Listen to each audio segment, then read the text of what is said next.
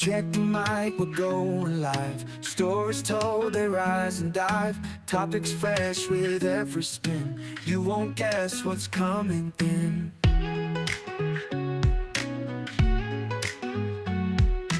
Every week a new surprise. Minds awake, never lies. Conversations bold and free. Tune in now, just wait and see. This podcast is uncalled for. Catch us here, there's so much more. Laughs and tales you can't ignore. A journey that will leave you floored. In the night or in the day, just press play, we're on our way. Voices sharp, opinions bright. And welcome back to the podcast. Hope everyone's doing great. So, I've been known to recycle old podcast material into this podcast, and for good reason. It's part of my history as a podcaster, and still part of my life and all that. And I actually got an interesting idea. So, a friend of the podcast, Dan Handley, on Facebook, just the other day was talking about possibly becoming a barbecue judge. Which, hey, we're in KC. There's a thing called the KC Barbecue Society, and I was thinking, oh wait, we did that on my first podcast, Sunflower Brew, and I still have those recordings. We used part of them in. We used part of these barbecue judging recordings in the retrospective episode, but not the whole thing. So Zach, if you'll forgive me, I will be revisiting those 4 episodes. So it's technically all one episode, but we're broke up into 4 parts. I'm going to use this episode to bring those 4 parts together, and I will edit creatively so it feels like one seamless recording. So I can tell you from getting this put together, our guests were Jeremy Schliesman and Charlie Vincent. They did all 4 parts, so A, B, C, and D. So part A was, I can't believe this is over 12 years old now. So here we are, recycling 12-year-old audio. So part A was barbecue chicken we were judging. Part B was the ribs, which were St. Louis style, and the part that we recycled from this the first time around was the fact that they were turned in upside down. When you turn in ribs, we learned that you're supposed to do the curvy side needs to be down, so the meat is up for presentation. They were turned in here, curvy side up, so they were just seeing bone. They weren't really seeing meat, and that would be classed upside down. Part 3 was pulled pork, specifically a little Boston butt. That's when I learned that there is a pig body part called the Boston butt. I don't barbecue much, so. And part 4, the last part, was brisket, which got into the it has a Worcestershire feel to it. It feels like you put A1 into your marinade. So here you go, Dan. This one's for you. The 4 parts of Sunflower Brew, where we are judging barbecue. I hope the rest of you enjoyed this as well.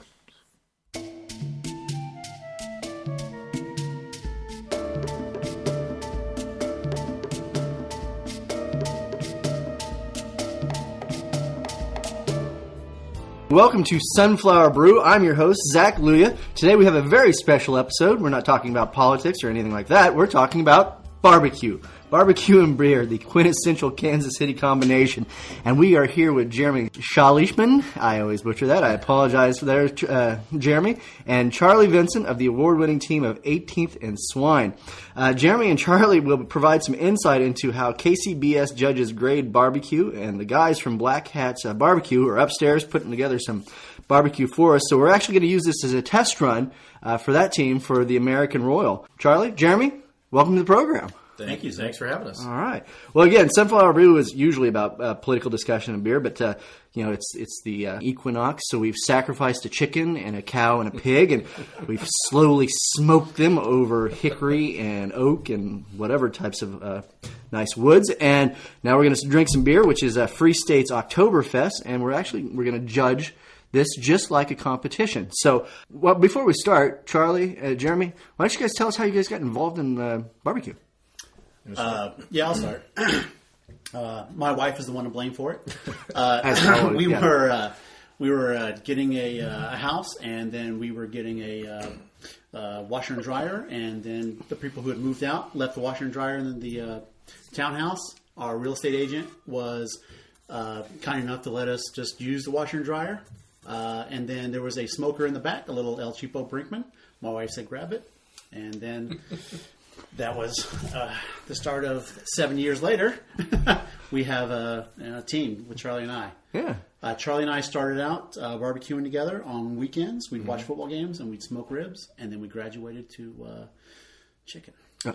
And as he said that his involvement was, he blames it on his wife Marianne. I blame my involvement on him. He got into it. He had this El Cheapo Brinkman. I bought one too, and we started doing it on weekends. And then he said, "Let's start doing competitions." And I said, "No, we don't. We can't do that. We don't know what we're doing." And it can't be that hard. Well, yeah. 7 years later, so it was. Yeah, we've tried a trial by fire. We look back 7 years ago, and not that we're the greatest now, but when we first started, we were very green and didn't know what we were doing. So it's all because of Jeremy. Well, hey, I'm going to blame it on you guys because we go to some competitions and just see you'd have a tent, and then Jeremy sold me my first smoker because I was just using just a little Weber kettle. But thank you guys for pulling me into this very expensive hobby. Oh, you're welcome. Expensive but delicious. Very delicious, but very expensive. All right, so we're going to talk about basically how the KCBS judges barbecue competitions. And at a barbecue competition for our listeners, they move through chicken, ribs, pork, and brisket. And then at some competitions, you can add inside and some other ones. But so we're going to move through those. And the first up is Jeremy. He, from Black Hat Barbecue, he's bringing us some chicken. So he's going to present it here. He's going to set it down in front of us, and I'm going to ask you some basic questions. What do judges look for? How do you describe this item here? And you actually were kind enough to provide us with a judging slip, and so we'll look at it and we'll talk about it, and then we'll move on to the next one, which will be ribs, and then pulled pork, and then brisket. So first up is Jeremy Smith, and Jeremy is going to do his best Vanna White and bring us the chicken here. So if you want to bring it over, and we'll set it in the middle. Yeah, and get some stuff out of the way for the big reveal. All right, here we go. I don't know about the lighting, but yeah, that's fun. Yeah, when you're judging KCBS barbecue, the first thing that will happen is you'll submit your barbecue turn-in box to a table, a turning table. They will then wait for 6 entries to make a cup. And they'll take those cups to the back. They will take the sticker on top. They will change it out, and it's called a double blind system. So the judges who may have walked to the parking lot and seen your tent, or may know you personally, will not know which box they're getting. Okay. So a true double blind system. It is a true double blind system. All right. Well, that's good. So. You get the cup, you get the 6 different items, okay? So you're going to judge them from first to last, and you're going to go off of appearance, taste, and tenderness. Yes. So the big reveal is the first time they open up the clamshell. And appearance, what do they look for from the KCBS standpoint, and then how does that compare to this item? Okay, from a KCBS standpoint, you want to make sure that you have at least 6 items in the box. There are 6 judges at the table. Okay. From there, it's kind of subjective. You want to... garnish is optional. You don't have to have garnish in the box. It's kind of a stickling point with teams because to score well, you have to have. You have to have Because we eat with our eyes. And Exactly. Yes. Exactly. It's a really good way of putting it. The table captain, there's a table captain who will then show every one of the judges the box, and then they don't touch it. They just take a look at it. And then you rank it from 9 to 2, 2 being very bad, and then 9 being excellent. Oh, okay. So they open up all the boxes, and that's the first thing they do. They just say, this, and this. Yeah, they take it one at a time, and then they will show everyone at the table, and then they will close the box and then put it back on the little tray that they have, and then they do the next box. So the first thing you judge is appearance. All 6 appearances at once. Okay. And what would the judges look for in this one? What are we critiquing here? Since Jeremy's using this as a test run, what is it? What is it? How would you rate this box? Again, you don't have 5 others to compare it to, but looking at it just on this this platform right here, good, medium, bad. This is a good. I would say this is a good turn in. Okay. I would probably give this probably an 8. Okay. Out of 9. This looks really good to me. What stands out is it looks really moist. Okay. It's not burnt in any particular places. The rub is evenly placed among all the pieces. There's no standout. There's nothing to detract from it. The KCBS system used to be you would go from 6 and then go up or down. Now what they do is they say just judge it, and they use little things that say like 9 is excellent, and then 8 is very good, and then you just write down your score quickly. Okay, so they no longer use that benchmark. Now Jeremy here, he's done a mix of, he's got some thighs, he's got some thighs in here, and he's got some legs. Mixing it, obviously it's all dark meat. So is that an issue going from there? No, I would say not really. Okay. I think, yeah, and I would agree. I would score this an 8. I think when you're looking at the box, one of the things you want to do is you want to fill up the box as much as you can. And you kind of like you said, Zach, that you look with you eat with your eyes, and really when the scoring of the appearance, it's very subjective. But the things like Jeremy said, it looks moist. Everything is the rub is evenly placed. You want your box to be as full as you can get it. You don't. When we first started out, we would throw in the minimum of 6. Like you said, there's 6 judges at a table. Well, yeah, because that's what we would always do that as well. And you want it to look full. You want it to look. I read something on a website earlier, and we'll talk about this later. We have a couple websites that have good information about how to judge turn-in boxes, and you can go on there and kind of look and see what other people are turning in. But somebody had a good quote on there that said they had posted a picture of their turn-in box, and they asked for people to rate it, and this person was going to give this particular, I think it was a pork turn-in, an 8. And he said, I can't give it a 9 because if you don't give me your best turn-in box, I can't give you my best score. Right. So really, you want to make your box look, you want those judges' mouths to water. Okay. So I think about this box, I think it definitely looks full. I don't know with a traditional turn-in box if you'd be able to get that many pieces in there. Right. Traditionally, most people use for competition thighs, but any parts of the chicken, any piece of chicken will work. So I think it's very symmetrical too. Yeah, it is. So I would definitely give this a solid 8. Okay. Well, why don't we move on to the taste portion?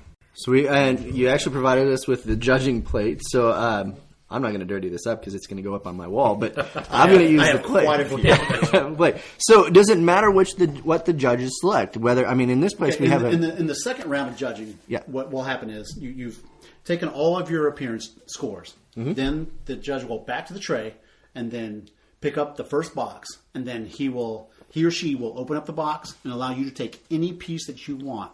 Any piece in that box is judgeable.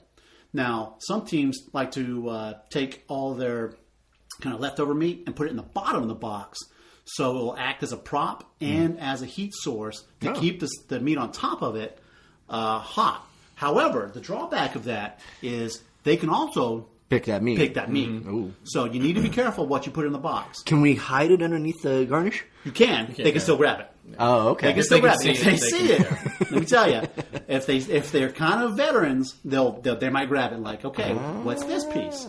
All right. So it might count against you. Okay. So well, that would seem kind of hard on chicken, but that may be for more pulled pork and brisket and stuff like that. But okay, so let's move on to for the Taste. taste. Yep. Real quick, what do they look for in a taste? Okay, we've kind of talked about this over the years, and when I talk to the judge, I run the curative artist judges for Holy Smokes contest. Myself and Oscar Healy do it. It used to be Steve Mayer and Oscar Healy. It's a great system that they have at Holy Smokes. It's based off of KCBS. The thing about taste is, even KCBS says this, it's really subjective. It's up to you. And when you judge all the boxes, you're not judging this box on this table versus this box here now. It's the taste you think it is, the score you think it is at that exact moment. Okay.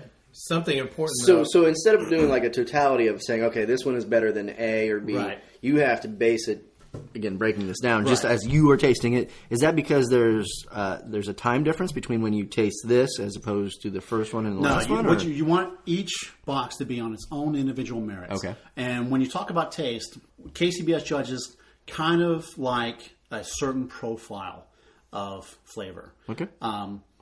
If you go outside the box of this flavor, we basically call it like a strike zone for the KCBS judges. If it's too outside the box, if it's too different or too weird, they will mark it down. So if I come in, even if I got a great flavor profile, and let's say it's, Marrakesh spices with something that they've never tasted because they're here in Kansas City, and it may taste awesome. If it's just foreign to their palate, they're just kind of like, Yes. is that... Yeah, we were talking about this on the way over, that I think everybody has their individual taste. Jeremy likes more spicy barbecue flavors. I kind of like the more traditional Kansas City. I'm probably more in line, with more what the judges are looking for. So, kind of that strike zone, or you think of it maybe even as like a bell curve. Average people like, just kind of the middle of the road, KC Masterpiece. Or just the basic. That still exists? Well, the sauce does, not the restaurant. The restaurant. Yeah. But the sauce is owned by Clorox. They still sell Oh, a lot of wow. it. They sell I know, a and lot they of put it in everything. So I'm just- surprised they don't have a Clorox flavor in Tasting Masterpiece. That would go over well. So, okay, let's look at, you love the traditional, Jeremy loves the more adventurous, kind of smoky, spicy. Yeah, kind of. a little bit. So let's go with this. So let's taste this. What are you eating? What piece I are got you a eating? thigh. I've got a leg. Mike's got a leg. I've got a Charlie's leg. got a leg. I'll go for a thigh. Okay, thigh. so we're just take a big old bite.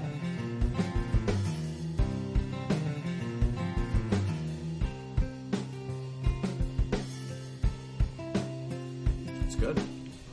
It was good. Broke through the skin right away. Yeah. It didn't come off and slap me in the face.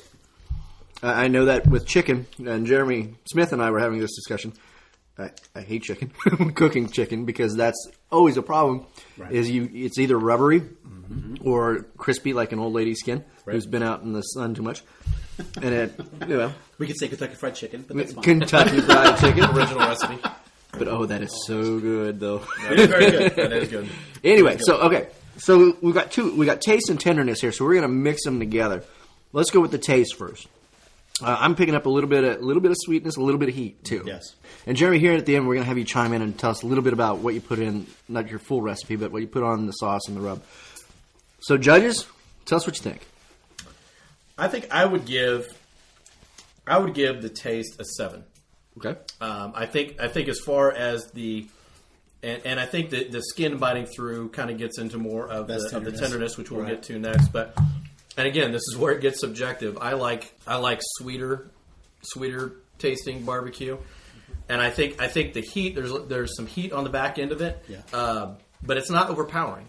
But I just prefer my chicken a little bit on the sweeter side. I think it and again, I don't know how long ago. This probably depends a lot on how long ago this chicken was taken off the smoker. It's a little bit, I kind of got a little bit of dryness. It could have been just in this piece. It could be because this is a leg, and I don't know what the thighs were like. But it kind of tastes a little bit dry. But I would give it a solid 7. Okay. One of the things that they talk about in a KCBS judging class is you have to discount the temperature, because you don't know how long that chicken's been sitting there on the table waiting to fill that cup. So it could be 5 minutes, it could be 10 minutes. So you discount the temperature. You have to take that out of the equation. It's very hard to do. Yeah. Right. Not all judges do. Particularly since it's chicken, and everybody has this issue. I do. Cold chicken freaks me out because I'm kind of a germ phobe. But that's why I will never hug anybody. I just high five. But so I can understand that with cold chicken. So okay, so I got that, and then tenderness. Well, what did you give it for taste? I liked it. I thought it was kind of a nice balance. You get a little bit of that sweetness first, and then you get a kind of nice slow. I can still taste a little bit of the heat, a little bit of the smokiness too.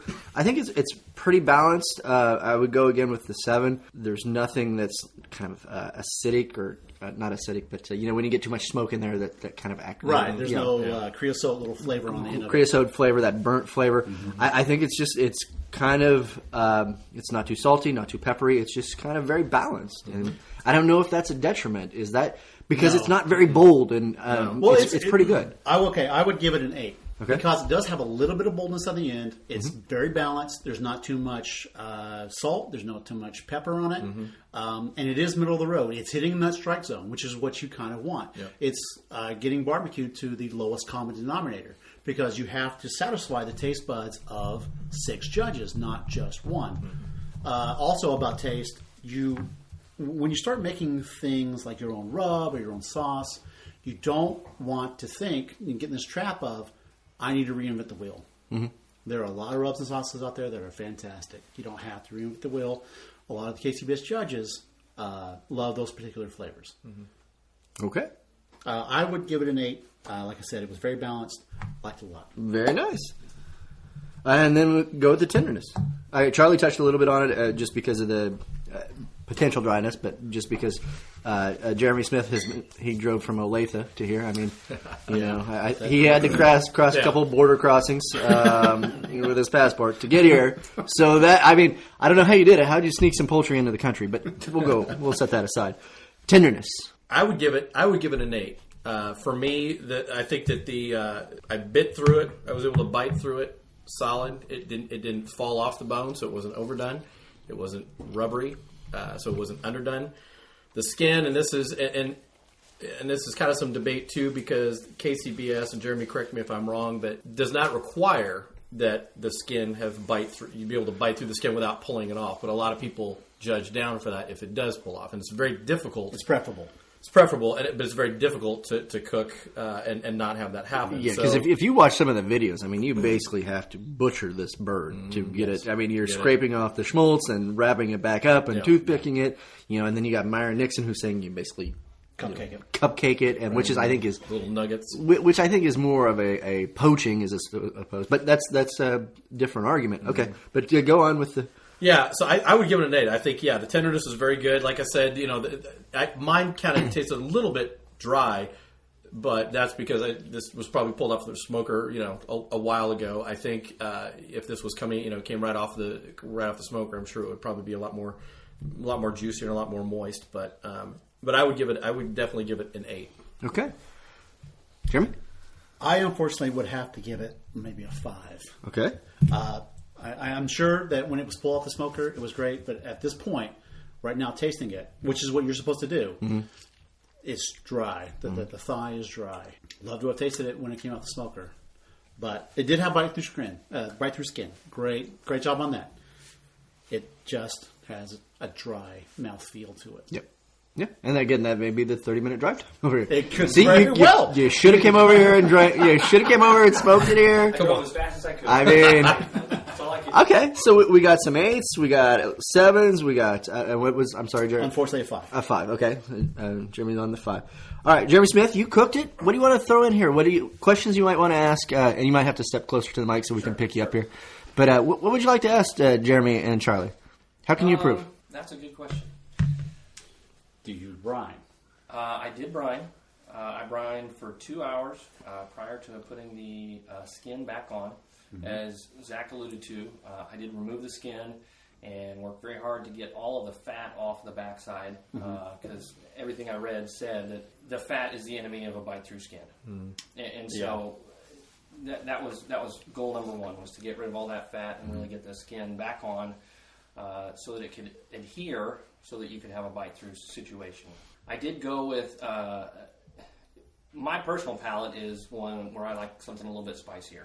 So I wanted to have a little bit of spice in the rub, and so it sounds like, and this is something that I thought all along, was that you're up against what everyone else thinks is their favorite type of barbecue. Some people are going to like it spicy, some people are going to like it sweet. And so I went with something that I would want to eat, not necessarily something that I thought everyone would want to eat. But I did try and keep all of the flavors balanced so that it wasn't so overpowering that someone who maybe preferred something sweet would be totally turned off by the I think you did a very good job of that. Oh, yeah. You were in that zone, man. I can still taste it in my mouth, but it's not that bad. Like, oh, I need a cracker or something. Yeah. Yeah. Oh, yeah. It's there. It's a pleasant experience. Exactly. I would grab another piece. It is good, dude.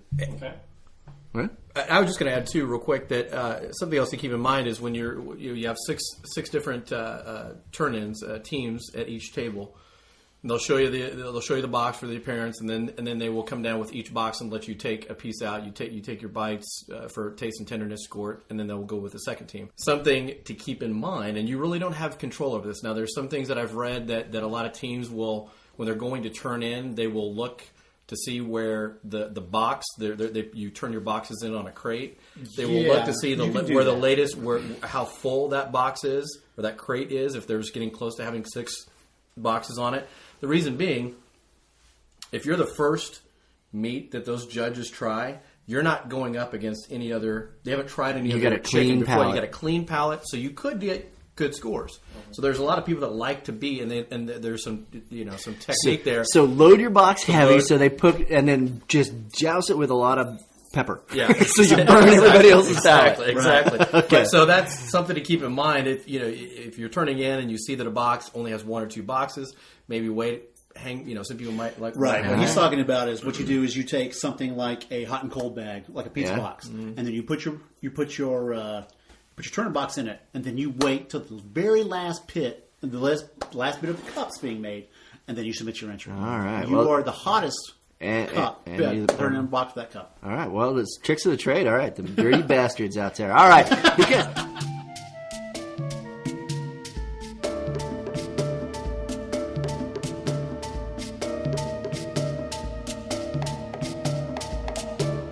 and we're moving on to the next section, which is ribs. And Doc, Matt Love, is actually going to be coming up here. He's going to bring us his attempt at ribs. And Matt is actually a first-time participant on our team, so he's kind of a newbie here. So rake him over the coals, victimize him. We'll bring him. So we really need to have him step up and score some points for us. So Matt's going to come down and bring the presentation here. So Matt, if you would, let's see what you got. Now, Matt, while we're doing this, you can just set it on the side. Did you do spare ribs, St. Louis style? St. Louis style. Okay. And Jeremy, Charlie, you want to chime in on that real quick? What is the difference between baby back spare ribs, St. Louis style, all that stuff? Baby backs come from the upper part of the ribs, towards the spine of the hog. Baby backs generally are more known for having more meat. They're smaller. They're going to be more curved. The bone's going to be more curved, so as you're plating it, putting it in the box, you need to keep that in mind. You don't want to stack it too high so the box won't close. Spare ribs generally don't have as much meat, but they're more known for having better flavor. Mm-hmm. So it's really kind of 50-50, and over our competition lifetime, I've kind of gone back and forth. Yeah, Charlie's our rib man. And I'm back onto baby backs. The thing about doing spares, and I was glad to hear that with the St. Louis cut, if you do spares, cutting them St. Louis, and that's basically taking the ribs and kind of squaring them off and making that more of a rectangle shape, that's going to help your ribs be equal length. And generally you'll cut from the middle part of the ribs and leave the ends alone. But that will help you to make them more uniform if you cut them St. Louis style. But yeah, so I kind of go back and forth, and I would say on the competition circuit it's probably 50-50. I mean, you'll talk to some people, they like spares, some like, but yeah. I know when I go out to eat, and this is just commercial restaurants, I prefer the spare ribs to the baby backs, but just because I think I get more for my money. But okay, so let's go in on with this. This is you said baby backs? No, these are St. St. Louis spares. Yeah. All right, we got the first up is the appearance. So walk us through the appearance here. The first thing I'm going to say that is he turned his ribs in upside down. So Okay. I see the flap meat, and I'm looking. I see a couple of paint strokes in them, and that's one of the things you look for as a competition judge. Is you want to see the bark, you want to see them turned upside correctly, and you want to see the smoke ring. I can. Okay, and before we go into that, smoke ring, for those uninitiated, is what? Just a brief description. It's a chemical. I know it's a chemical reaction between the nitrates on the meat and the moisture and smoke in the smoke chamber. Which actually creates a visible ring that is pink and It's then a pink. red. It's about 1/4 of an inch deep. Anything other than that might be artificially created. That's for another podcast. Another bunch of cheaters again. All right. So we're looking at it. Brush strokes. The flat part of the meat. Bark. What else? It does look moist. It definitely. The color looks good. Yeah, I can see some of the brush strokes, but that's an easy fix. But I think the color looks good. You know, like Jeremy said, they're upside down. I still don't think even you definitely want to turn them meat side up. But even for upside down, I don't think it looks horrible. I mean, No. I don't think this would get a bad score. No, I'm sorry. I don't. What about we're looking at this and we see that the meat has pulled away from the ends of the bone here. That's what is visual that? playing. Okay, Yeah. what is that? What is that an indicator of? That means that you should be getting a tender rack of ribs. Okay. Also, when you look at it, and unfortunately the people at home can't see this, it looks like it came from one rack of rib instead of they took a couple of racks of ribs and they pulled out the best pieces and put them in the box. Which is you're going to get knocked for that, or You will get knocked for that. Okay, so the judges want to see that you cooked a solid piece of meat. It's all about uniformity and symmetry. Okay. In the box. So yeah, like you can see, like Jeremy was saying, you can kind of see the little flap right here.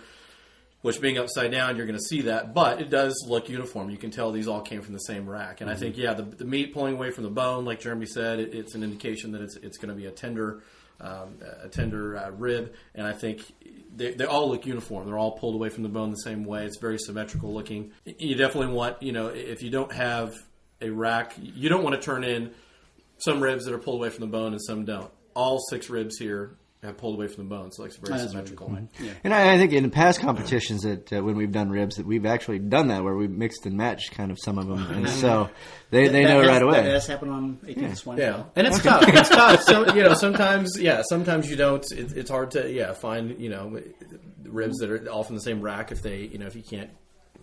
Sometimes things happen. We knew a but- guy who turned in 3 pieces of briskets from different briskets. Yeah. Hey, Yeah. how it What are you goes. gonna do? I did pulled win. pork. Pulled pork's a little different because It it's is. all shredded because I shoved it all in there. But all right, so what are we going to judge it on the appearance here? And again, no hard feelings. Doc may go upstairs and cry, but this is about us getting better. So give it to him. It still looks good. I'm going to give that to Doc. It still looks good. I'm going to give it a 7. Okay. It's got all the things that I'm looking for. It looks like it's moist. It looks like it's from the same rack of ribs. Like you said before, all the ribs, the meat has pulled away from the bone. It looks like it's very tender. It's visually appealing. I'm going to give it a 7. Okay. Charlie, you're the rib man. I would also give it a 7, and I commend Doc for this because, like I said, the first thing I did notice was the ribs being upside down, but it could have gone much worse being upside down. But I'm kind of curious. I want to flip it over and see what it looks like meat side up to see how good it looks. So what's he really hiding? I would give it. I would give it definitely a 7. Okay, so Solid 7. all right, so let's go. Zach, what are you going to give it? I'm inexperienced at this, but I think it's a good looking rib. It's pulled away. It's got kind of that nice sheen to it. I look at it as something like some of them that I've seen. They just look like lollipops, Yes. and that just looks gross. Yes. To me, this looks like meat, and it looks like it's been smoked, and so it'll be a good taste. And it doesn't have that look that I'm going to pick it up and shake it, and it's just going to drop right off the bone. That's true. I know a lot of people that when they want it from the backyard, they want it just falling off the bone. I like my ribs to have a little bit of, I hate to use meat to it. I mean, they can stand up. It's something I can Right. taste, and it's not something that's just mush. I'll say this: they have a very caveman-like appeal. Yes. They've got the bone. You just kind of feel like Fred Flintstone. You just want to grab it off there. And one thing before, as we're getting ready to pull them off, and I'll mention this too as we get into to taste. And this really would apply to ribs and brisket. Probably not so much chicken and pork, because you're cutting the meat from one bigger piece of meat. When you're cutting ribs and brisket, you want to make sure that you cut them clean through, because the judges are trained as you're pulling your rib off, or when we get to brisket, as you're pulling your piece of brisket out. If the individual pieces of meat are somehow still connected, and you pull it out of there, say I'm pulling a rib out of here and it's still connected to another rib, you can kind of shake it if you want it to fall out, but if they're still connected, that is considered one piece of meat. So right. Here, there's six bones in the box. If I pulled one of those bones out and they're still connected, then that means there's going to be 5 left, or there's going to be 4 left. Not enough for the next. And that's an automatic disqualification. Right. Clean cuts. They would come out to your tent and they'd tell you, you're disqualified. You do not get any points for that. Yeah. So as you're doing that, there's 2 ways to kind of address that. 1, make sure you cut them all the way through. But 2, usually you can fit. You might be able to fit like an extra rib or 2 in your box if you can do it. Here there's 6. If you put a 7th one, or you can fit an 8th one in there, then that wouldn't be an issue. But really, the other thing too is when you judge, if you do pick up a piece of meat, you have to pull that meat off. So if somebody did pick it up and it is connected, you can't put it back in there and say, "Oh, I'll find another one that's not connected to another rib." So once you touch it, it's yours. Huh? It's yours. Right. Exactly. All right. Well, let's go ahead and get into the taste and the tenderness here. I'm going to grab one from the middle. All right. So we picked it up. Again, we're still eating with our eyes here. So we're going to take a bite. Is there any particular place where the judges kind of go for? I mean, they go for the most meat, or they just kind of... Since the next thing is taste, you would just take a bite, and the taste and the tenderness kind of go together. When you take a bite of a piece of rib, what's supposed to be the tenderness part of it is when you take a bite and you pull your teeth back, there should be a visible bite mark. The rest of the rib should not come off with it. And this is one of those things where it's backyard versus KCBS. Okay. In competition, it should not fall off the bone. That is overdone. And like Jeremy said, I can't tell you how many people I've talked to that have said, you hear this all the time, fall off the meat ribs, or fall off the bone ribs. And some people like that. But for KCBS, for their judging, that's, like Jeremy said, you should bite into it and be able to see your bite mark in the rib without the meat falling off. Okay. So let's go into taste. So we got the texture, tenderness mix there. So from this one, I guess we're kind of getting them backwards. But let's go with, let's continue on with that tenderness here, just to judge that. I mean, I got a couple of clear bite marks on this. Yes. How would you guys go with it? Tenderness? Doc, I'm going to give you a 9, brother. Oh, very nice. I pulled on the first 9. 2 different sides of the same piece of rib bone. And I have a definite bite mark.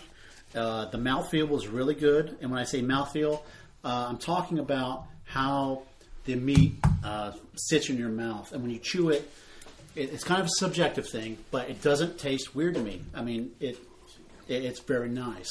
It's a very palatable piece of rib. Okay. I would agree. I'm not copying off Jeremy, I swear. I would give this a 9. I mean, I'm looking right at my bite mark. Yeah. And I took a bite from both sides of the rib too. I would definitely give this a 9. And I'm looking, and it's kind of, we've already, when you're judging, we will have already judged on appearance.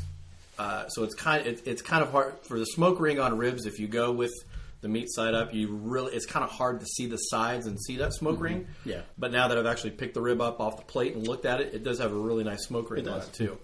So again, appearance, I've already judged on that, but taste, I would definitely give that, or I should say tenderness, definitely give that a 9. Good. All right. Zach. My opinion on this, again, it's very tender. You bit into it, it came off. I think one of the things that I did is I went down towards the meatier end and got a little bit more meat.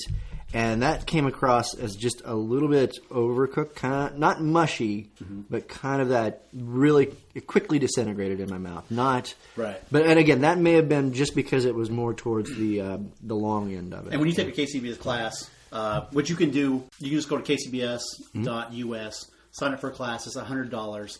Then you can take a 4-hour class where they teach you things like what you're talking about is mouthfeel. Yeah. If it disintegrates in your mouth, it's overcooked. Yeah. But no, I thought it was very good. I'm going to go with an 8. Sorry, Doc. I'm going to step down away from the judges. I thought it was really good. But again, that may have just been because I went with a different part first. Yep. And if I would have stayed towards the middle of the rib, it may have been different. But the thing is, You gave it an 8. An 8 is a really good score. Yeah. People should take that away. Is when you have a submission from, say, your favorite barbecue place, and they submit something, they might get a 6. Really? I mean, KCBS is very hard. It's not something that the amateur really can just step up to. It takes a lot of hard work to get to that little time window for the judges. So when we got crushed on our first temp out at the American Royal, we shouldn't feel so bad. that may have not been the first one step. Well, actually, Jeremy Smith over there, he did great. He got 55th out of whatever in pulled pork. There are about 500 teams out there. Yeah, so 55th is us. He actually elevated our average. The rest of us, we were total crap. But thanks to Jeremy. All right, so we're on to taste. Okay, so what are we looking at here on the rib? Obviously, pork is different. It's different pieces of the pig we're talking about here. Yep. So, but on the rib is pulled pork is kind of a neutral flavor, but the ribs, I think.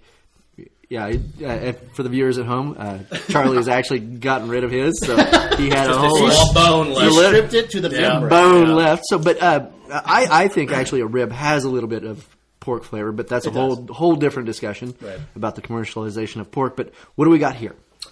Well, I think for ribs, you definitely want it to be moist. You don't want it to be dry. And as far as the taste, you don't want it. It's kind of like the chicken. You don't want anything to be overpowering. Your flavor profile, again, it's kind of the same thing with that strike zone. You don't want it to be too hot. You don't want it to be too sweet. You kind of want it to be middle of the road. You don't want, if you use a rub, you don't want the rub to be overpowering. If you use, which most people use a sauce, and I would definitely encourage anyone to use a sauce. Yeah. You don't want the sauce to be overpowering, so you really want it to be kind of a balanced, kind of a flavor. And just for I know we mentioned kind of the numbers here earlier, but just for the audience, Zach, if I could real quick. Yeah, go for it. Looking at the judging slip, I'll just read off the scoring, the points. So 9 is excellent, 8 is very good, 7 is above average, 6 is average, 5 is below average, 4 is poor, 3 is bad, 2 is inedible, 1 is disqualified. So Jeremy mentioned earlier that 6, they used to judge where you started at 6 and go up from there. 6 is average. 9 is excellent. If you get below 6, you're getting into some kind of bad barbecue, with 2 being inedible. I'm going to, for my personal taste, I'm going to give it a 9. This is right. I think it tastes excellent. You stripped that dude. I did. We did. That's why I'm the rib guy on the team. There is nothing there. It really. You guys need to talk after this. I don't even know what you use. I think that the rub, whatever rub you used on it, wasn't overpowering. I think the sauce, for my personal taste, that's exactly what I want to taste. It was very moist. The sauce was not overpowering, and it was a good middle of the road sweet sauce for my palate. So that was excellent. Now, and I'll say this, and I mentioned this earlier too, about where your box comes in terms of the other 6 or the other 5 meats you're competing at the table. So this tasted damn good to me. If this was the 6th rib at the table, I may have tried 5 others that I thought, and we're all human. It's very subjective. So I may have tried 5 before this that I thought, whoa, those were awesome. And when I got to yours, I would have thought, well, that's not as good as the second rib. Burnout. You got burnout on your right. plate. Okay. What he's talking about is when you make your cup and you get 6, ribs on your KCBS judging plate. What's supposed to happen is you take a bite of rib 1. You take a drink of water, and then you take a bite of a saltine cracker. Right. And then you're supposed to take another drink of water, and then go on to the next one. It's supposed to clean your palate.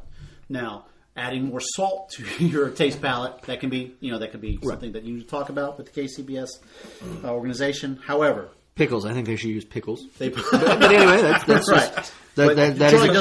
Charlie does bring a good point. Is by the time I get to number 6, I may have had something that is so overpowering. By the time I get to yours, I still have leftover ramifications from that other one, and that's something that that can't be in the current scoring system.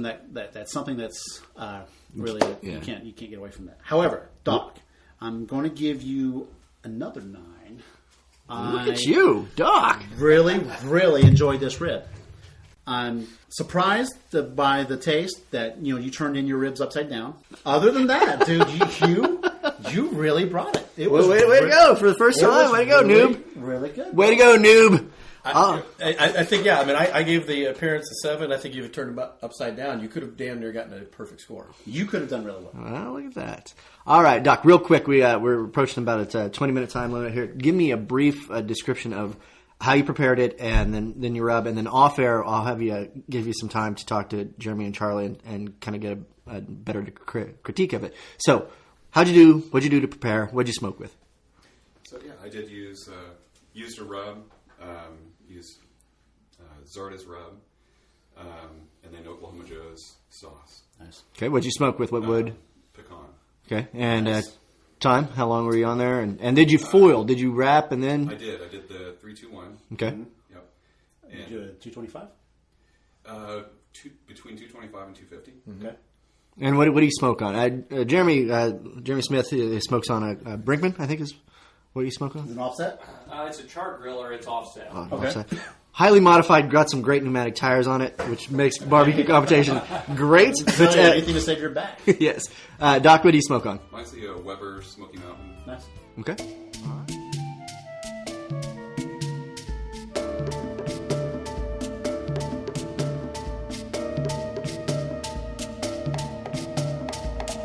This is pulled pork that was prepared by Nathan Victor, and we're here with Jeremy and Charlie from 18th and Swine. We're continuing on and judging this, so we're going to jump right in here, and we're going to talk about, first of all, pulled pork.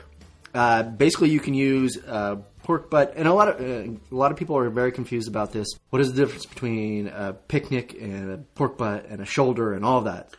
Is there any difference? I mean, is it just nomenclature? What is it? Yeah, it's a little confusing nomenclature. A Boston butt is actually not the top part of the shoulder or the front leg of the pig. Mm-hmm. That is the picnic.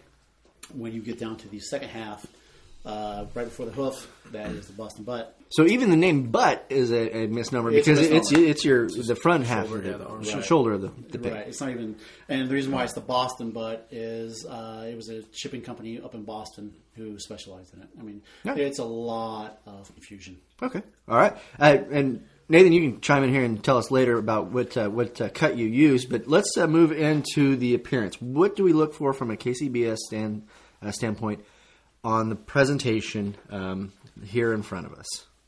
Do we look for big chunks? Do we look for small chunks? Do we look for a mix? The first thing that stands out to me is I don't see a whole lot of bark on the outside pieces. It's a lot of pulled tubes and a lot of chunks near the bone part of the Boston butt. Wow, you can pick that up just from the visual. When you say tubes, because the way that the meat is structured with the shoulder, when you pull it off, it's long and tubular tubular. Okay. I guess is the best way to describe it. But specific muscle, though. Yeah, right. On a Boston butt, there are pieces that you want to have. There's a piece of visually describing it's kind of hard. However, it's the money piece that they're talking about. There is the back end, which is got the shoulder blade in it. Right. And then opposite of that is the money muscle. Okay. It is a distinct piece of striped muscle that you'll pull off at the end of it. It's been really cooked. If it's been cooked really well, it is almost like burn ends. Burn ends for pork. A lot of bark on it. Behind that first money muscle, you'll have 7 tubes of muscle that you can strip out. And then in the middle, if we're going from right to left, behind the tubes, you have a lot of muscle that can be pulled. Mm-hmm. That is the pulled pork part. It's really tough and dense. And then beyond that, you'll get pieces close to the bone. Okay, so for our viewers at home, you have basically seven kind of distinctive muscles that make up the shoulder, and then there's kind of the surrounding of it. And that's the stuff you want to shred. Right. And you want to leave those other muscles fairly well intact. Yes. Okay. When you're doing a turn-in, when you strip away the money muscle, and then you strip away the tubes, and then you leave the middle part alone. Not really for turn-in. It's a little more drier, unless you really inject it or brine it really well. And then you have stuff that's near the bone, which is really sweet, and you can chunk it. So if I come in with my bear claws and just you can tear it up, sure. It's just going to look like mush. And yes, exactly. And a lot of people throw that in with a whole bunch of sauce and then put it into a pile in the box. Which is great on a sandwich with some coleslaw. Right. With some coleslaw on top. Right. But from this standpoint. This does not have any of that pulled pork in the middle of it. Okay. This has lots of tubes and lots of sweet meat near the bun. Okay. Near the bone. Okay. All right. And Charlie? Yeah, I would add to that. Yeah, I think of the good side, it definitely looks full. And again, like we mentioned earlier, you don't want to put the bare minimum of meat. And pork is kind of different because chicken you have 6 pieces, ribs you have 6 bones, but pork is kind of different. It's not exactly 6 distinct pieces in there, but you want to fill it up. So visually, from a fullness standpoint, it looks good. But I think some of the things that I picked up, like Jeremy said, the bark. Yeah, these kind of look like they were all pulled from the same part of the pork. I see some tubes in here, and some of the parts, like Jeremy said, they were closer to the bone. You can see like these pieces over here, and sorry for the viewers or listeners at home, but you can see some of the bark. It's kind of uneven as far as the symmetry of the box. There's some bark over here, some bark in the middle, and then I just noticed a few areas of kind of uneven, some places that weren't sauced. Mm-hmm. So, like Jeremy said, when you're talking about with the pork.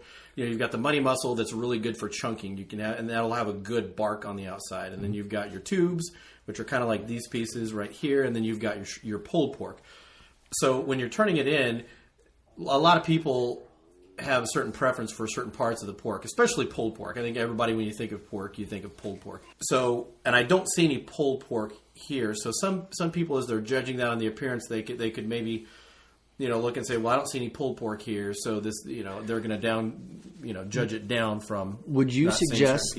Sorry to interrupt. Would you suggest then kind of a 2-tiered system with the tubular and the bark on one side, and then the pulled pork on kind of another side, or just kind of a blending? I would probably go with a 3-tiered system. A 3-tiered system. Okay. What you want to do is you want to take your money muscle out, separate it, and then slice it up. Don't chunk it. Slice it up. Oh, okay. Put it in one separate section. And then if you're going to do pulled pork, have it in one section. And then if you're going to do your chunks over by the bone, put it there in another section. So almost have it like you cooked it as a tenderloin, and you slice it up that way and put it in. Okay. There are a lot of KCBS judges who do like sliced pork.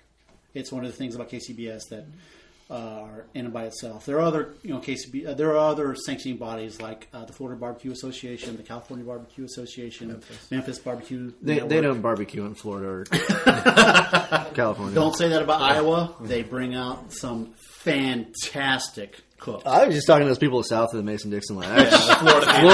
Florida, no. They got their seafood, right. But they can't. However, in KCBS, they like sliced pork. Yeah, okay. All right. Well, that's duly noted because it says on here just pork. Yes. And I think there is that misnomer that it has to be pulled pork. That's true. And like Jeremy said, I think if you go with kind of a 3-tiered system, and you give those 3 different kind of distinctive types of pork, you're gonna hopefully hit everybody's preference there. So if you like pulled pork, people are gonna go, oh, I like the pulled pork. I'm gonna take a sample of that, mm-hmm. or I like the chunked. I'm gonna take a chunk of that. So you're kind of hitting all those 3 different areas. Because as we mentioned back in part 1, after the showing, mm-hmm. they can take whatever part they like. Okay, and and most people will be going for the part that they like. And they want to judge you as an entire cook mm-hmm. and how well your whole pork repertoire is. Charlie mentioned earlier in episode 1 that if you don't give me your best, I can't give you the best score. True. Okay. All right. So we're moving on now to taste and tenderness. Again, those are kind of mixed in here. So, what should I reach for? I mean, and this is the thing about, you mentioned it about with chicken and ribs. Those are whole pieces. Yes. Should I take a sampling of all 3, or as a judge, that's just my preference? I just grab? As a judge, it's your preference. You are, as the competition team, anything you put into the box is judgeable. Okay. So if you want to grab a couple pieces and then judge them on an average score, there's nothing to say you cannot do that. Okay. All right, so gentlemen, go for it. Reach away. Jeremy, Charlie? I'm going to grab something with some bark on it here at the top. And then I'm going to grab something without sauce. And it looks like a tube. That's a big old piece. I'm going to do the same thing. I'll grab some bark. And then I'll grab this little tube back here. All right, Mike, get in there. All right. Get your fingers dirty. I might grab a piece of money muscle. That's the best part about it. And you got rid of all those. Your fingers clean. Yeah, now we've all been tested for TB and stuff like that, so we're good. All right. Well, Jeremy hasn't, but that's another podcast. Okay, so I'm going to get a small piece of bark here as well, and then I got a tube as well. So, all right, give it a go.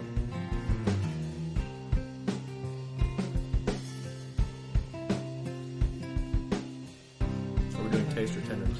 Let's go with taste first. Taste is the first thing that comes up on the scoring sheet. However, I did not follow that, and I went straight for tenderness. Sorry for the silence, but we're sitting here stuffing pork in our mouth. All right, Jeremy, Charlie, whoever wants to chime in here first, so go for it. The pieces that I took, like the flavor. The flavor's good. It's balanced. I don't taste anything overpowering. Mm-hmm. I don't taste a lot of rub on it. It seems pretty. And I don't know if you use rub or not, but it seems kind of not a lot of flavor popping out. It's got a good pork flavor, but as far as any kind of rub or anything extra, kind of adding to the complexity, I don't taste a lot of that. And the pieces that I got here are pretty dry. And that's a part, and Jerry and me could probably talk a little more about that as far as, if you want to inject it or if you use a sop or anything like that, and that can help with the moisture of it. Okay, but it was kind of dry. Okay, so let's. We actually forgot to get scores for the appearance. Well, before we get into that, so what did we get for appearance, real quick? Jeremy, what did you get for appearance? 6. A 6. The reason why is I did notice there was not a lot of bark, which KCBS judges are taught. You need a lot of bark. A lot of bark. And there was an unevenness of sauce. Okay, unevenness of sauce. All right. And the layout was kind of laid in the middle. Okay. Charlie, real quick on the appearance. I gave it 6 as well for the same reasons that Jeremy just said. All right, and now we're on to taste. Sorry about that. So, Charlie, you've described kind of your version on it. What would you go with on the numbers there? I would give it a 6 on the taste as well. Like I said, it's nothing is too overpowering, but it did kind of come across as dry, and there wasn't really a lot of flavor in the popping out in what I tried. So I give it a 6. I would also give it a 6. Okay. The reason why is the rub does not stand out. The bark does not stand out. There is no pop. It is unfortunately something that there's no oomph to it. There's nothing that really gets me going. There's nothing to detract for it. That's why I give it a 6. Okay. I'm going to agree with both of them. Pretty neutral. I mean, it's got that. I love pork, and I just love pork by itself. I could eat it plain. You dig on swine. I dig on swine. I dig the swine. I dig the swine. The mouthfeel, that umami or whatever they call it, that fifth sense, that yes. How it umami, it bastes the palate. I'm not getting a lot of that because maybe there's not a lot of fat in there, and so maybe that's something I'm missing. But yeah, I'm looking for maybe some salt or some pepper or something to There's a little salt missing from that. Just to give it to something, and I would probably go with the 6 as well. That's how I would look at it. It's not terrible. I wouldn't spit it out. If I cooked this up, this would go great in some beans or on a sandwich, and it'd be awesome. I mean, but from a competition standpoint, I would be a little bit. Yeah, quite honestly, the thing that I think that you're missing is the bark. That rub mixed in with everything else probably would have helped raise that taste score. Mm-hmm. Okay, and tenderness. What are we looking for in tenderness, and how does this compare? When you pull it apart, it needs to just come apart in your hands. It doesn't need to just disintegrate in your hands. Mm-hmm. But when you tug it, it just needs to come apart easily. Okay. I mean, it did for me. So looking at one of these tubes, I can grab one of these tubes, and really, the stridation there, it pulls, not stridation, I don't think that's the right term, but, it really separates out into those linear pieces. Yeah. That's what we're looking for? Yeah, the stridation of meat is exactly what you're looking for. It pulls apart evenly in the middle. As far as tenderness, I gave mine a 9, dude. Mm-hmm. The pieces I pulled apart, it pulled apart very nicely. When I bit into it, it had a really good, nice mouthfeel to it. It was good. It was great. And I actually agree with Jeremy. I think the tenderness is very good. It pulled apart. There was no overdone pieces in what I've tried. There was no underdone pieces. I gave it an 8. I'm going to agree with those guys. I mean, I'll go with an 8. Again, it separates. I think with pork, you have that. You get to that point and it just turns to mush. This is not. You still have that. I'm chewing on something. This isn't for grandma to hit the blender and drink it as a smoothie. So this is good. It's a good idea, though. Yeah, it's a good idea. I would love that. I think though, but I think I'm going back to the bark pieces that, and this is probably one of the things that I've done with my bark, with my pulled pork. The mistake I made is that I foiled it and then I kind of steamed it and I had something in there. Yeah. And it was soggy. And this isn't soggy. You still got a little bit of it, a little bit of bark, but it's not. Do you want to really look for something that's chewy? I guess, from the bark standpoint. But from a I don't know if you call it a pro tip. What you would do is if you were going to foil this. Oh, it's a pro tip, Jerry. Okay. Jerry. Okay. So if you're going to foil it, and then you get closer to turn-in time, if your bark is mushy, what could be done, quote unquote, is to leave your You cannot separate your pork butt. It has to be cooked whole. So you cannot take the money micelle out and cook it by itself or anything like that. What you can do is take it out of your hot box, unfoil it, put it back on the smoker for another hour, and let the bark tighten up. And then you will have a really nice bark. You can glaze it. Let's say you do it an hour ahead of time. 30 minutes unglazed, 30-minute glaze, then you box it. Okay. All right. Now we're going to move on to the cook's preparation section. So, Nathan, what'd you do? How'd you cook it? What'd you cook it on? How long? What type of wood? And you get I put a mustard and sugar rub on it, and cooked it in a Weber Smoky Mountain, and about I think 12 hours. What did you use for your fuel source? Did you use lump? Use briquettes? Charcoal with apple chunks. What kind of charcoal? Kingsford. Okay. Blue bag? Competition. Okay, so you use the competition briquettes? Yeah, because I didn't pick up any of the byproduct. I mean, there's sometimes you can really get that. You can. From the blue bag, from the Kingsford blue bag, you can get a little bit of that Charcoal taste to it. This is not. It's not Clorox, but it's... No. It did get foiled halfway through, so yeah, when I saw there was no bark, I was like, oh, it's up to temp. Do I get bark on it and risk overcooking it? And Yeah. So what'd you do for the rub, I guess? No, it was a mustard and is like a sugary Sugar Baby Ray's branded. So you did use the store bought? You used store-bought? Okay. Yeah, with a few other. Now, after hearing, and I apologize, I should ask the other guys this, but after hearing the critiques, what do you think you were going to do when you go back and redo it, maybe for just practice or when we go for competition?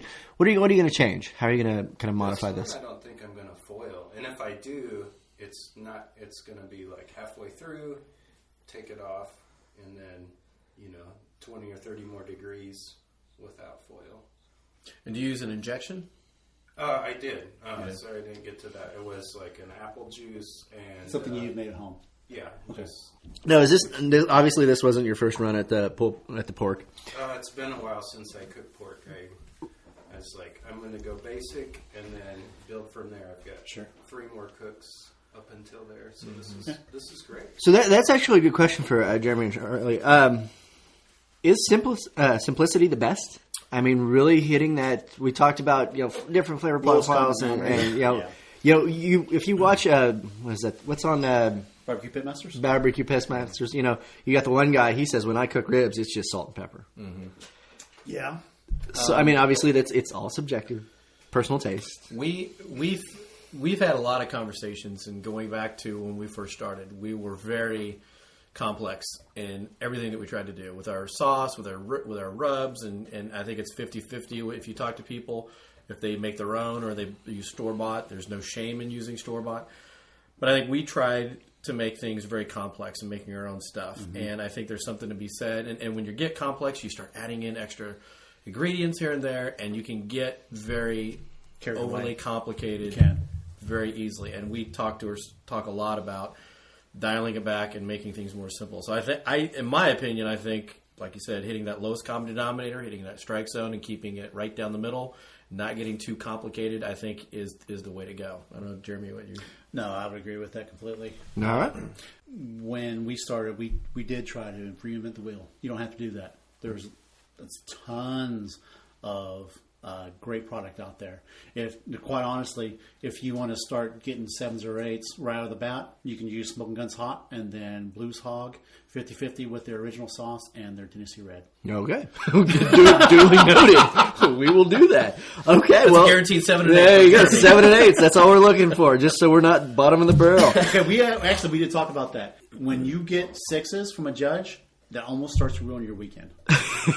Because that's when you just start drinking more. Well, honestly, that kind of puts you out of the contention for championship for that.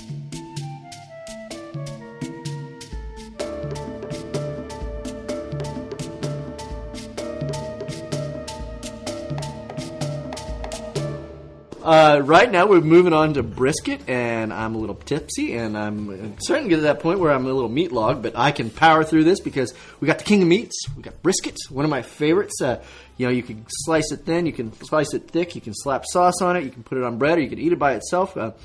We have it all the time with my in-laws where they cook it for a long time, and we have it for Rosh Hashanah or Yom Kippur.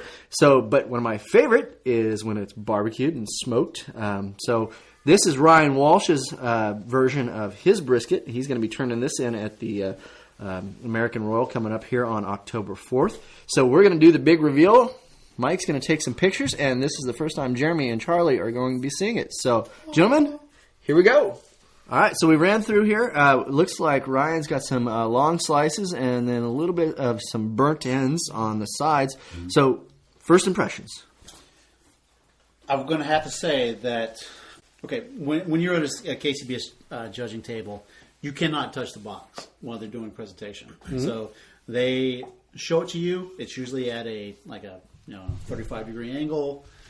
So, I have the unfortunate ability to look over and see that some of the shingling for the flats in the middle are not quite in line. Wow, they get that detailed. Yes. Okay. Yeah. So and when you so flats, those are the flat pieces that we cut here, and so when Ryan cut them, he layered them out kind of like a deck of cards. Yes. Spread them front, uh-huh. And you can see, particularly here in the middle, is that what we're looking at? That's what we're looking at. There's a dip in a couple of them. Right, there's a dip here on the second piece, and then on the fourth piece. What he's done is he's laid out his flats in the middle. They're about, 6.5 inches long, and then he's put his burn ends on the both sides of the flats. I will wait for my score. Wow. Okay. Well, real quick here. What about the length? Obviously, you're. This is about the same. Okay. KCBS turn-in box is a 9x9 styrofoam container. It is not compartmentalized. Thank you. There you go. In the middle, so you have a nice area to work with. It has some depth into it, and this is the container we're using is not quite a clamshell, but it is pretty close to the 9x9. Okay. What about the thickness of the flats here? I mean, is this something? Obviously, we're always shooting for that, having enough meat for 6 judges. He's got more than enough here for 6. The rule of thumb for a piece of brisket flat is a pencil thin. Pencil thin. So we're looking at 1/8 of an inch. Yes. Which is a little bit bigger than what we got here. Right. I honestly have the same problem. I do a little bit thicker slice. Okay. When you do a thicker slice, you think you're giving the judges a really good piece of brisket. In the realm of judging, it can be considered as a over compensation for you have overcooked your meat. You can when you pull it apart for the tenderness, it's supposed to break easily, but not disintegrate in your hand. When you cook it, when you slice it thicker, it means that you've overcooked your brisket, and it will break apart in your hand only because I sliced it thicker. Okay, and that may even get into the knife selection here, but we'll wait on that one. Charlie. Yeah, a couple of things. Jeremy, like Jeremy said, I think the kind of the unevenness of some of these slices that look like there's some dips in it. Something else I noticed is I do see, and maybe this is just the lighting, but I do see some painted on strokes. It looks like from the sauce. Right. So I do see that, and I think also too that the sauce. I kind of see the smoke ring on the outside, but that kind of it's kind of hard to see the smoke ring. I see a lot of the bark on the top, but I don't necessarily see the smoke ring too. Something else, and Jeremy's pointing out here too, we do see and again, I know this isn't a real competition, but I do see on kind of the plate, the box on the outside, and on some of the lettuce, there's some kind of sauce drippings. And you definitely want to, like we said earlier, if you don't give me your best, I can't give you the best score.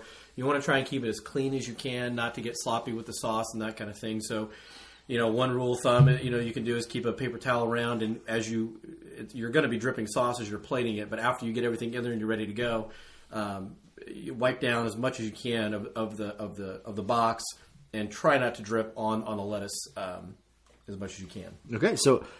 Where'd my pen go? I'll find my pen here in a second as I write. But so, Jeremy, what would you give it on the appearance score? I'm going to give it a 6. Going to give it a 6, okay? I do see a lot of moistness on it.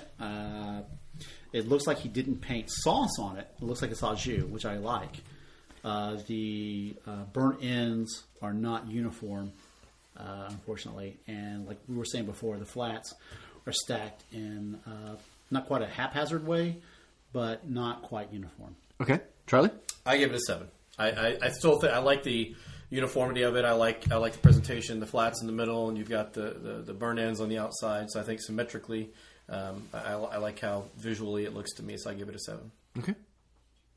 From my standpoint, I think it looks good. My only thing is that it looks like roast beef. If I'm going for barbecue, and this is not this is a personal preference here, I'd like to see the smoke ring, and I'd like to see everything. It looks like. It looks tasty. It makes me want to eat it, but it looks like something. I pulled it out of the slow roaster, and I have some roasted carrots and onions and potatoes with it, and it looks really good. Right. But coming off of a smoker, like I think you mentioned that Jeremy, that it looked like au jus, and that's not a knock against it, but it looks like something different. No. Is that again something?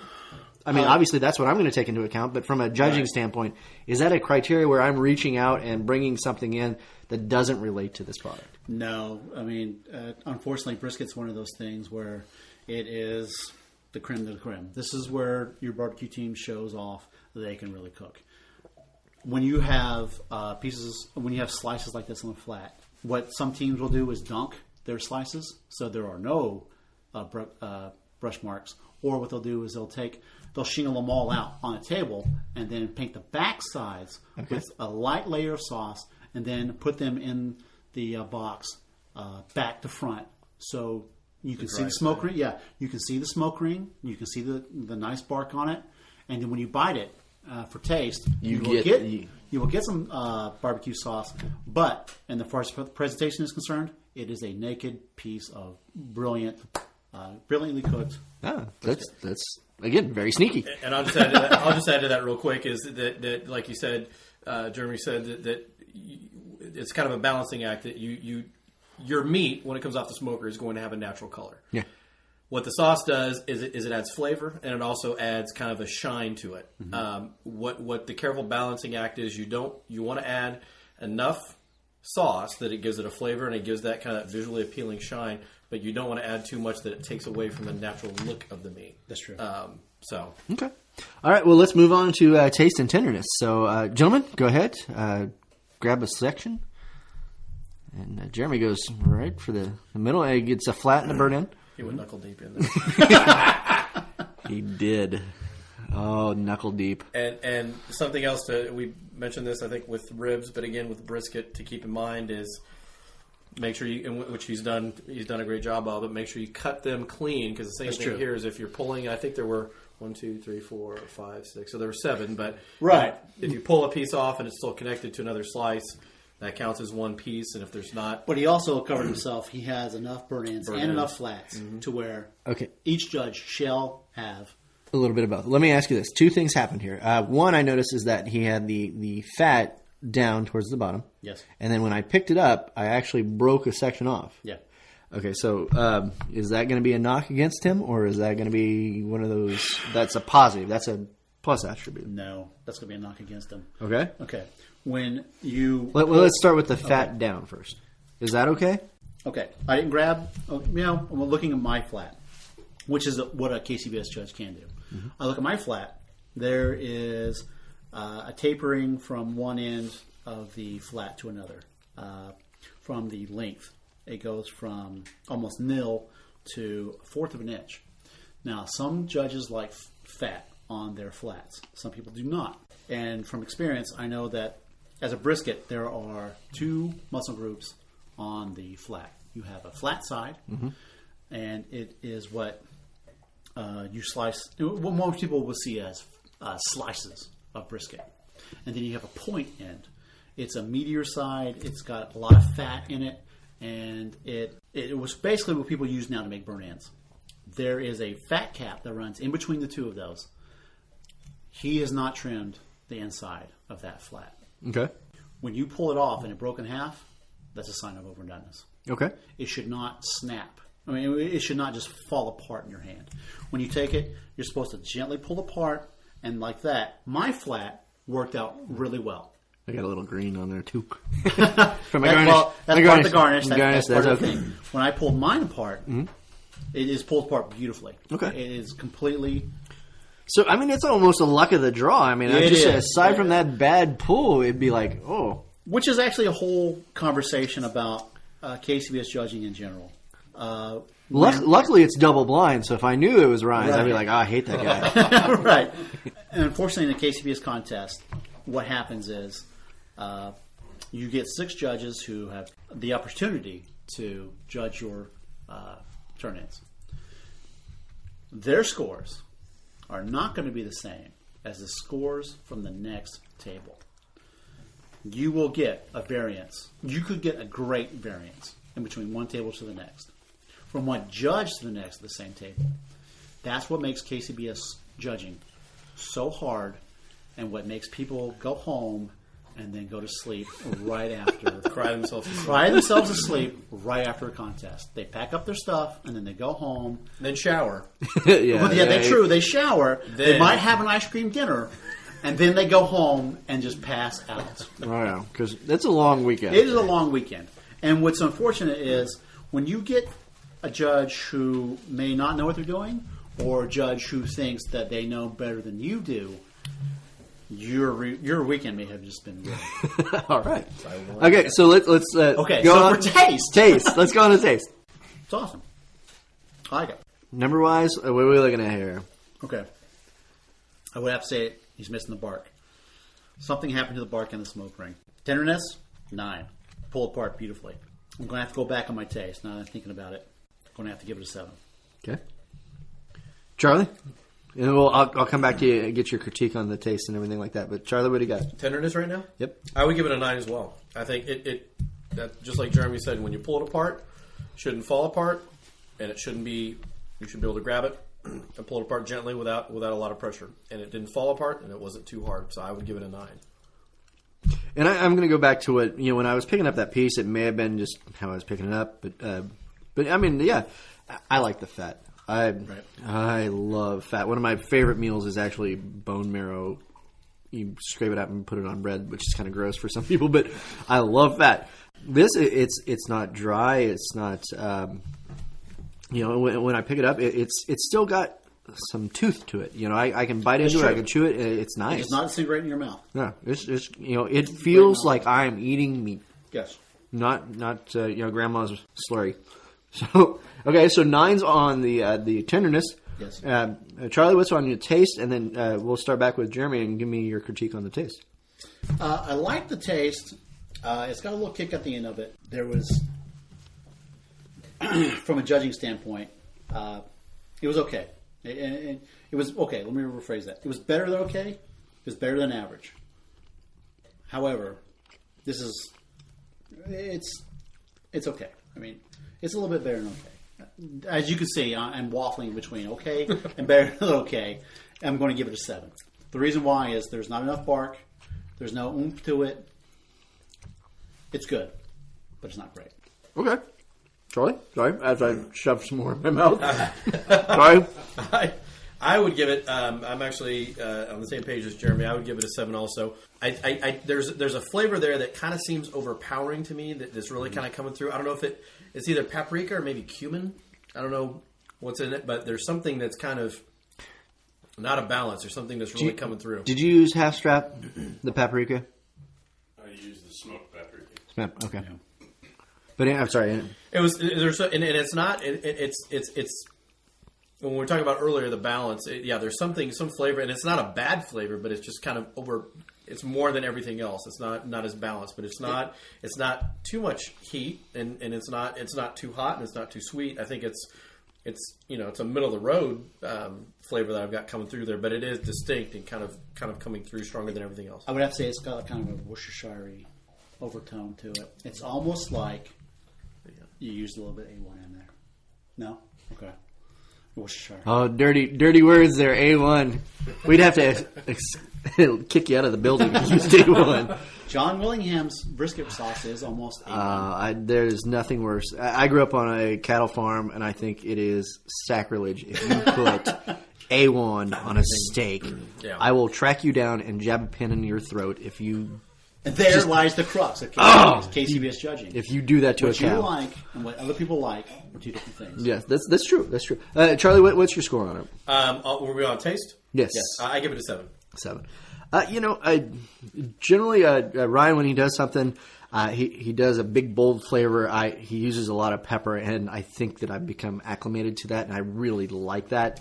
And I think that's what's missing here because I'm judging that on what he does for his ribs and everything like that. I really like his ribs when he does this really kind of smoky and spicy, and so I'm judging it on that. But I would give it a 7. I think it's, for me, it's kind of middle of the road, and now it's kind of got a back kind of heat that's there, and it's carrying over, and I like that. But it doesn't have a sweetness to it. But I don't know if that mixes well with the brisket, with the beef. You do want a balance of flavors. I mean, you are coming from. You don't dishonor the cow. Do not dishonor the cow. That's actually a really good point. When you're talking about KCBS meats, the meat should taste like what it's supposed to taste like. If you have barbecue candy, that's a little too much. I mean, it's a little too sweet. It's a little too sweet. And you're not going to hit the middle of the road. Then again, we talked about the best-selling, KC Masterpiece, Clorox. Yeah. There you go. Well, again, that may be moving into snobs. But all right, so Ryan, to ask you the same questions that we've asked everybody else. What did you cook on? What did you cook with? What was your temperature? How long did you do it? Brief synopsis. I cooked on a good one smoker.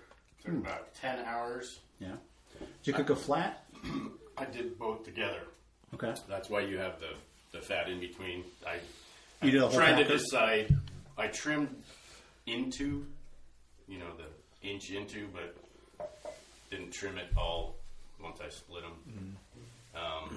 Yeah, it took about 10 hours. I wrapped it when it was at about 170 degrees. Sure. Took a lot less time than I thought. What kind of charcoal did you use? Good one. Malt charcoal. Sure. And then wood? I did use, I put Worcestershire sauce on first and then put the rub on. Yeah. I had 2 different rubs. One's just a bunch of stuff and then a Dalmatian rub on top of that. Okay. So you used the rub from Barbecue Breath? Nope. That's the one I usually use the Chris McPeak's rubs. Okay. Yeah. But this one was the Wicked Good Barbecue recipe. And that's out of McPeak's book. That one's not. This is out of a different book. Oh, a different book. Okay. Yeah. All right. Well, we're going to finish up here. I am now sated. I have a belly full of meats.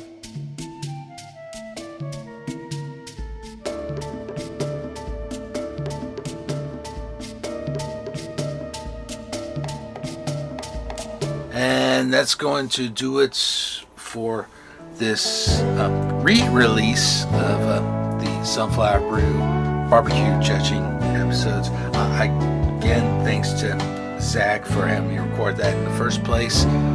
Thanks to everyone who was involved in that. That was 2013, excuse me, that we did that. So, but it'll still be 12 years because this will be released in 2025.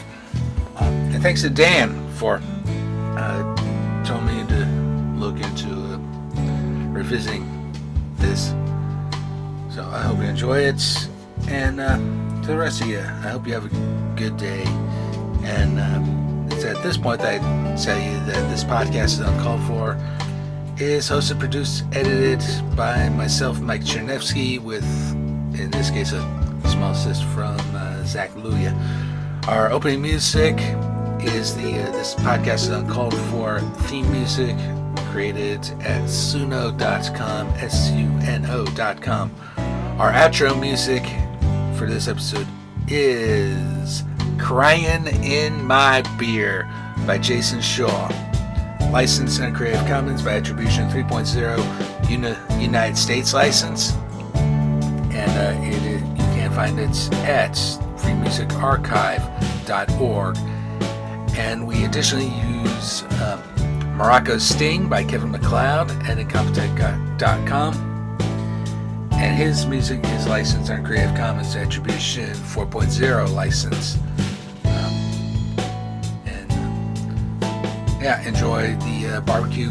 Be sure to check out the Kansas City Barbecue Society if you are interested in participating Barbecue judge. Please support the podcast and purchase our exclusive uncalled for merchandise. T-shirts, sweatshirts, mugs, stickers, and so much more. Go to www.cafepress.com/uncalledforpod. Thank you so much for listening. We will see you next time.